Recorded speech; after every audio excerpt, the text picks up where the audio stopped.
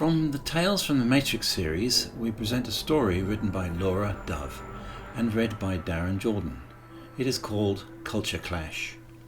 Stories from the series Tales from the Matrix have been generously made available to us by our US friends, the Guardians of Gallifrey, a fellow Doctor Who club in Florida.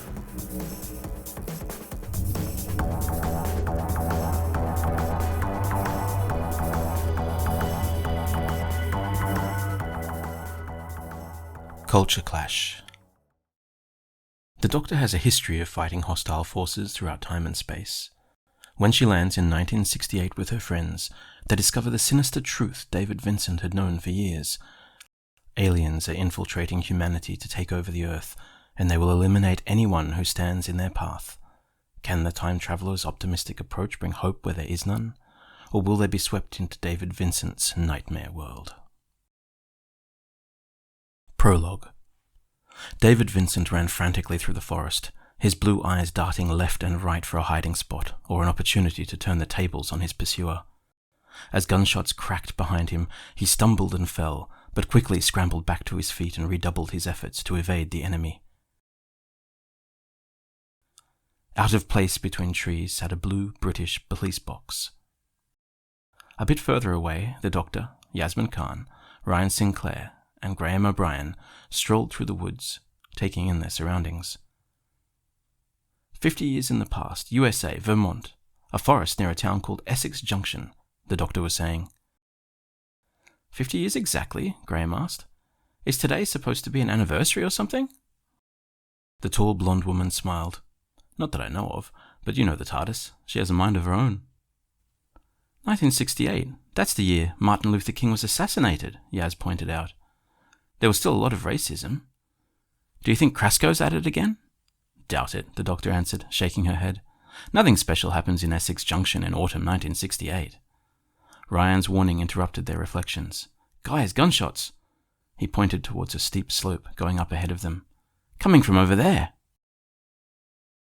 David was forced to slow down when he reached a drop before him, and he dashed behind a bush, the only cover he could find. His pursuer soon reached the position, gun in hand. As he was distracted by the voices coming from downwards, David leapt at him and threw a solid punch. The man let out a groan of pain, but raised his gun again. With the experience born from years of fighting and the rage of survival, David grabbed his arm and forced it around. The struggle was brief, until, in the confusion of the fray, the gun went off and hit its owner in the chest. David immediately let go. Mortally wounded, his opponent stumbled back and fell down the slope. Before the dumbfounded eyes of the four travellers, the man glowed an incandescent red and burned up. And after a few seconds, only a discreet scorch mark on the soil remained. What was that? Yaz voiced what they were all thinking. After 2 years of fighting the alien invader, an unexpected encounter leads David Vincent to an ally, the likes of which he's never met. An ally from another time and another planet. An ally who rejects guns and believes in giving everyone a chance, no matter who or what they are. An ally whose very presence could upset the balance of the war. David ran a cool, inquisitive gaze over the four strangers. They were unusual, to say the least, particularly the blonde woman with a peculiar fashion sense.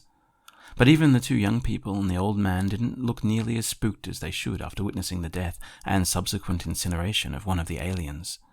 The four Britons, as their accents had already hinted, were both understandably surprised and suspiciously accepting of what they'd seen.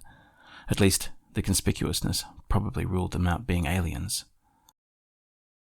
The blonde woman responded to David's peering with a smile. Hello, I'm the Doctor, and these are my friends, Yasmin, Ryan, and Graham, she introduced herself, and the dark-skinned girl, the black young man, and the old white man in turn. And you are? David Vincent. He cautiously climbed down the slope to join them. He heard briefly a buzzing sound coming from the strangers, but by the time he looked up, there was nothing abnormal to be seen. The Doctor tilted her head and shot the vague traces of ash a look. Why was that man after you? He wasn't a man, he replied grimly. He was an alien. That's what you saw. They burn up when they die on Earth. Man or alien, why was he trying to kill you? Graham insisted. Because I was onto him. They'd seen the alien's death. David might as well present the full situation and, hopefully, gain allies. At least they wouldn't disbelieve his words out of hand. You can spot some of them from an anomaly on their hand, he explained, illustrating by closing his fist but for the little finger, which he let stick out at an angle. They also have no blood and no heartbeat or pulse. And let me guess, they aren't friendly? Ryan commented with a disenchanted sigh. David shot him a humorless look. They want to take over the Earth, and we're in the way. They plan to wipe us out to get it. Yaz looked at him thoughtfully. You've been fighting them for a long time, haven't you? For the first time since the travellers had met him, wariness showed in his eyes. He lit up a cigarette and took a puff before finally answering, 2 years. I can't stop until we either drive them out or they win. In the back, the doctor pushed away dark memories of her own. Well then, team, she announced perkily, shall we go alien hunting? The group sat in the diner where David had noticed the alien, a town map spread out on the table between them. We're here, he explained, pointing on the map as he spoke, and I followed him all the way to there. That's where he tried to ambush me. But it may not be significant. He could have noticed me from the start and purposely led me into a trap. What of the guy he was having a drink with? Ryan asked. Is he another alien? I don't know. That was what made the situation so hard. All too often he couldn't tell the aliens apart until it was too late. He could have just been part of his cover. Yaz looked around. The place itself at least looked mundane enough. Have you got any idea what the aliens want in Essex Junction? Could be anything, David shrugged. Pushing one of their own to an official position, building a weapon, coordinating their new arrivals. They could just happen to have a regeneration station nearby. The doctor whipped her head towards David. Regeneration? She echoed quizzically. Oxygen's toxic to them. They need to regenerate themselves regularly or they die. Ah, the doctor nodded. I see. Please go on, she said, eager to distract him from her initial reaction to the word. Graham tapped his finger at a spot on the other side of the town. It says that's an Air Force training base. Looks like a likely target. There's also this big area, and it's much closer to the diner, Yaz pointed out, showing another point on the map. Do you know what it is? A semiconductor plant, David answered, elaborating, as if they might not know what it meant. They make computer chips. The time travellers exchanged a look. I think it's time we pay them a visit.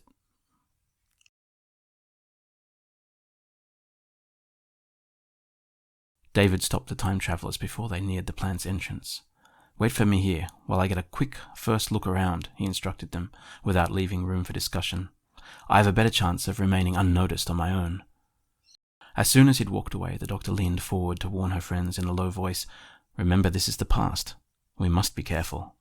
Well, we know aliens didn't take over the Earth in 1968, Graham remarked, so we can stop them, right?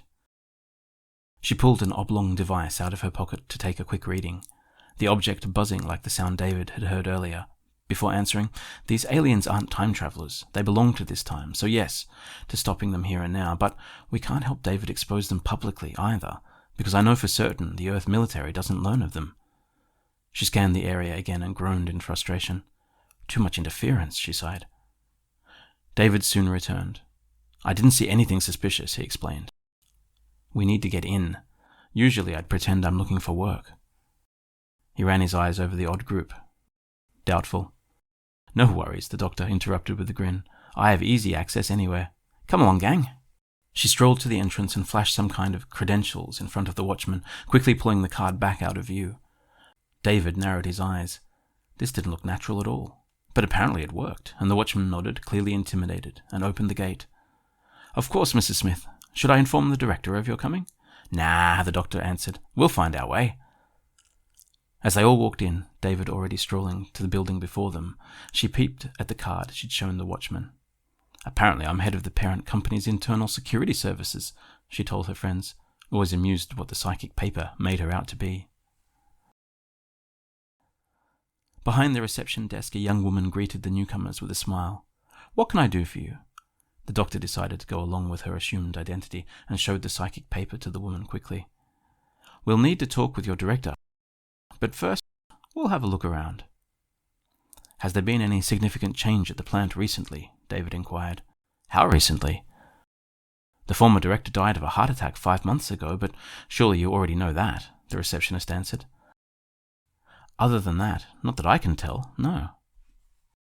After thanking her, the doctor turned to David and asked quietly, "You think he was murdered?" "Likely," he confirmed. "A heart attack's what happens to us in their regeneration tubes." Although there was no dearth of people around, none of them was able to tell more than the receptionist. After questioning half a dozen employees, David and the time travelers still had no lead besides the new director, Mr. Hughes. But if he was an alien, they had to learn everything they could before confronting him. For the moment, their questions were aimed at a young engineer named Charles Collins. "And who would you be again?" he asked, casting a perplexed gaze over the mismatched group. "Internal Security Services," the doctor answered, whipping the psychic paper in front of his eyes. Charles frowned. "Okay. Sure, I'll do whatever I can to help. What brings you to the Essex plant?" David was the one to explain. "We have reasons to suspect insider contact with a foreign hostile power." The young engineer nodded and eyed them in turn, silent, surprised, and perhaps a bit disbelieving. "Have you noticed anything out of the ordinary lately?" Yaz elaborated. "Especially around or after the previous director's death," Ryan added. Charles stayed silent for a moment, deep in thought, before shaking his head. "I'm sorry, nothing comes to mind. Have you spoken to the new director, Mr. Hughes?" "We will," the doctor assured. "We wanted to talk to the workforce base first." "Did his appointment coincide with other new arrivals?" David asked. Charles shrugged. "Not particularly, but a lot of people come to work at the plant. We're expanding rapidly. I've been here less than a year myself." "What about the semiconductors themselves?" Graham tried. "Anything worth of note in the last months?" The engineer chuckled. "That's hardly news. We're developing faster and better processors all the time. You know we're the best microchip plant in the entire country, possibly the entire world. Nothing can beat what comes out of these walls," he concluded proudly. The doctor nodded thoughtfully. "Thank you, Charles. If there's anything I can do, I'll be glad to help," he smiled before leaving them. She turned back to her companions. "I'll have to get a look at the research wing at some point. For now, let's continue asking around." As soon as he'd walked out of view, Charles Collins took out a small device, roughly shaped like a half egg, its fat surface lighting up as he spoke into it. "There's a group of 5 people who've come to the plant and are asking questions. One of them, at least, may not be from this planet." Act 2. While their friends were questioning yet another employee, Graham took Ryan aside. "Are you all right?" he asked with concern. "You've been awfully quiet lately." "Yeah," the young black man sighed. He hesitated, prepared to give a mundane, non-committal answer, then decided otherwise and spoke his mind. "This may not be Montgomery 1955, but I still feel like everyone's giving me and Yaz odd looks, like we don't belong here or with the rest of you." Graham nodded, sympathetic. Despite being a white man himself, having been married to Ryan's grandmother made him more acutely aware of racism than most of his peers. "Want to get some fresh air?" "Yeah," Ryan nodded. Fresh air and a stroll on the factory's grounds indeed did Ryan some good. As he and Graham were about to return to their companions, a young woman approached them. "Excuse me, I've heard you ask questions about anything unusual. There's something you should see." "What is it, miss?" Graham asked. The woman shook her head in apologetic ignorance. "I'm not sure how to describe it. Some kind of machine, I think. But it looks like nothing I've ever seen. It's in one of the cars. You should have a look yourselves." She led them to the parking lot. "There, on the back seat," she told them, pointing to a sedan. Intrigued, Graham and Ryan leaned forward to peer into the vehicle, but they weren't given the chance to realize it was actually empty. 2 men came out of their hiding place behind a van and, taking the time travelers by surprise, knocked them out and shoved them into the car. The 2 assailants and the woman sat in and promptly drove off with their booty. Still in the plant's entrance hall with the doctor and David, Yaz looked around, a frown on her brow. She took out her phone out of habit before chuckling at the no-signal message. Of course, mobile coverage left much to be desired in 1968. Putting it back into her pocket, she turned to the doctor. "Doctor, have you seen Ryan and Graham? They've been gone for a while." Searching the room with her gaze, the doctor's face soon mirrored her friend's concern. "They went outside earlier," she answered, "but I haven't seen them come back." As for David, his usually surly expression became even grimmer. "We'd better check on them." After exiting the building, searching for their friends, and calling out for them for a few minutes, it became clear they weren't on the compound anymore. The doctor looked to her two companions sternly. "Yaz, David, continue trying to find out more at the plant. I'll be looking for Ryan and Graham," she instructed. "It's about time I have a word with these aliens." Graham woke up with a strong headache. Ryan was already conscious, struggling against the bonds tying him to his chair and glaring at their captors. Sitting at a desk, a man in a suit was examining Ryan's phone with interest. Two guards clothed in identical dark blue-green coveralls watched over the prisoners with a ruthless air. "Sir, they're awake," one of them informed his superior. The man stood up and held out the phone. "Interesting device you have here," he said, with an expression that could have been amusement. "I presume this is some kind of communicator?" His smugness only redoubled Ryan's attempts to free himself. "Release us," he growled. The alien let out a small laugh. Humans always reacted so emotionally. Without losing his air of slightly mocking confidence, he put the cell phone back on the desk. "I'm afraid you are in no position to make demands." He went on, "My name is William Myers, and I'm very curious about you and your friends." "You picked the wrong guy to mess with, mate. We won't tell you anything," the young man retorted. He nodded curtly to one of the guards, who went behind Ryan to hold his head and force him to look forward, and he took out a device like two crystals joined at their tip. Holding it gently between two fingers, he raised it before Ryan's eyes. The object started spinning on its axis and lit up, projecting changing pastel colors on the young man's face. Graham's stomach churned with worry. "What are you doing to him? Leave him alone. Whatever you're doing, do it on me instead." William ignored him to keep his attention on Ryan. "Who are you?"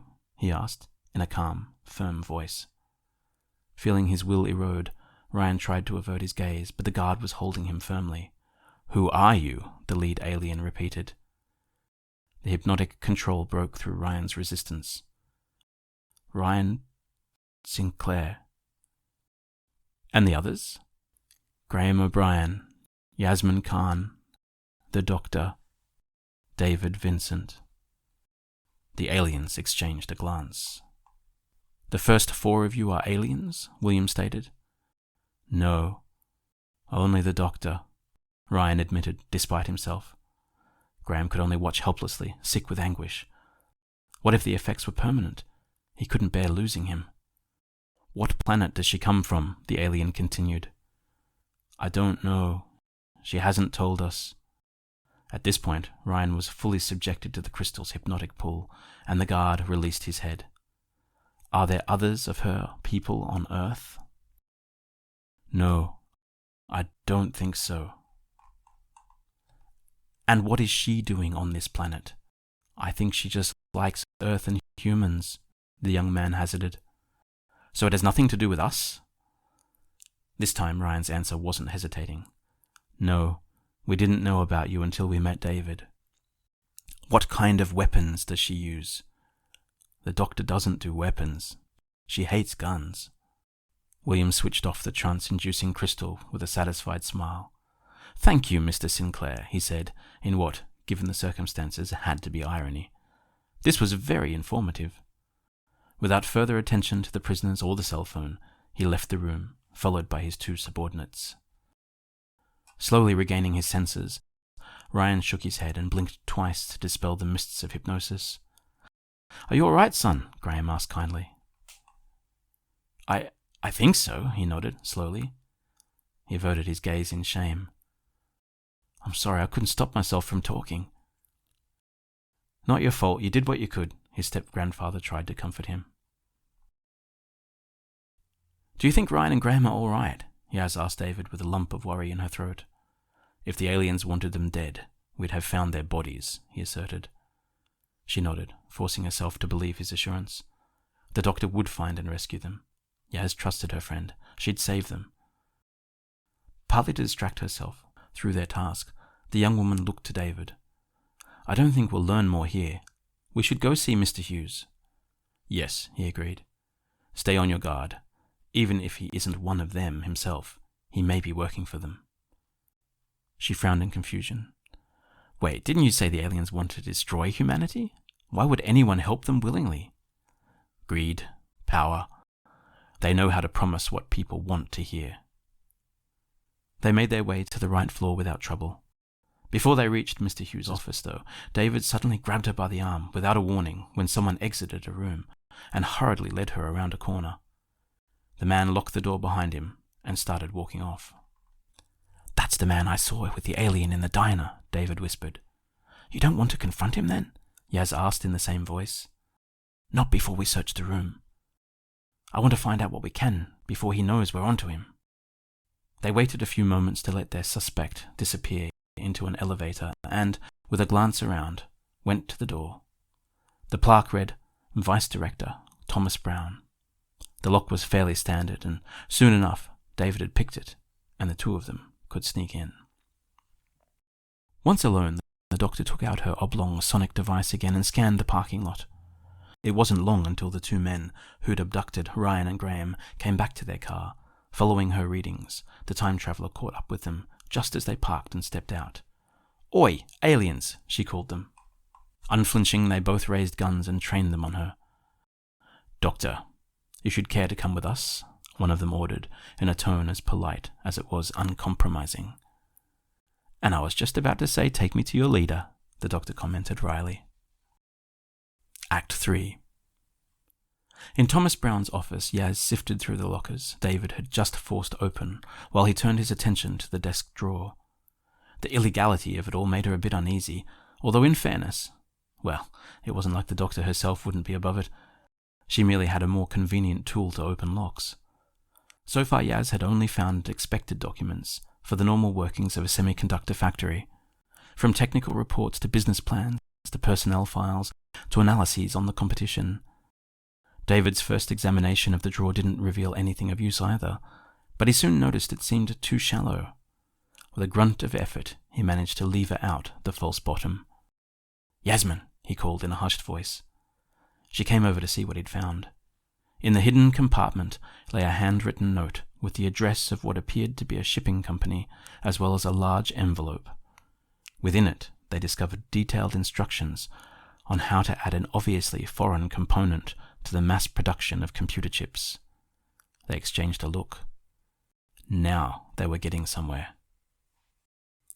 Under the constant threat of the second alien's gun, the doctor was driven to the shipping company's large warehouse. She had no intention of escaping, however. What better way to confront the enemy than to let herself be brought to their leader? Not to mention there was a chance Ryan and Graham were kept somewhere there too. Her captors dragged her out of the car and into an office. As they entered, William stood up from the chair he'd been sitting in. Doctor, it's a pleasure to meet you. I'm William Myers. Please excuse my people's roughness. We weren't sure you'd come willingly.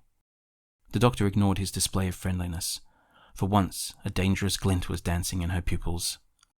Where are my friends? She demanded. They're unharmed, and they will remain so, as long as you cooperate. As the answer reassured her somewhat, he looked at her thoughtfully.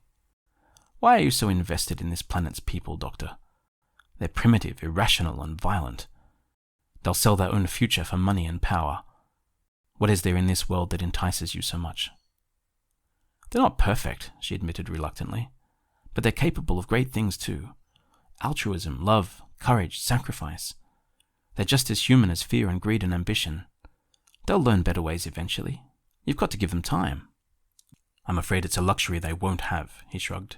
We have other plans. She narrowed her eyes. This is your only warning, William Myers. Leave this planet in peace, or I'll stop you. By yourself? William retorted. Mr. Sinclair said you're alone on Earth. I'm not alone when I have my friends, my human friends. He shook his head pensively. Really, Doctor, I don't understand your faith in them. It's true Mr. Vincent has been a thorn in our side for years, but that doesn't make them any more reliable. After a second, he let out a sigh with a shrug. But suit yourself. You can't stop us anyway. Even if you happen to win here, our people will simply come up with another plan. At these words, he exited the room, leaving the doctor with her two abductors. Culture Clash. End of Part 1.